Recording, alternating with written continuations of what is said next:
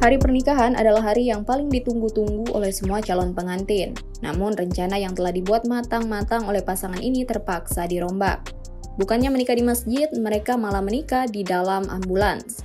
Dikutip dari obulan.com pada Rabu 7 Juli 2022, pasangan viral ini mendapat ujian yang cukup berat. Sehari jelang pernikahan, kemalangan menimpa pengantin pria. Pengantin pria mengalami kecelakaan sehari sebelum pernikahan. Alhasil, mereka terpaksa menikah di dalam ambulans. Pernikahan tak biasa itu direkam dan diunggah di TikTok. Dalam video tersebut, pengantin pria terlihat berbaring di ambulans sambil membaca secarik teks. Terlihat pula sosok penghulu di samping pengantin pria saat ijab kabul. Pengantin pria terlihat mengenakan pakaian rapi seperti mau menikah betulan. Hal ini membuat warganet terkesan. Menurut narasi yang beredar, mereka harus menikah di ambulans karena semua persiapan sudah dilakukan. Pengantin pria juga dikatakan menderita patah tulang paha.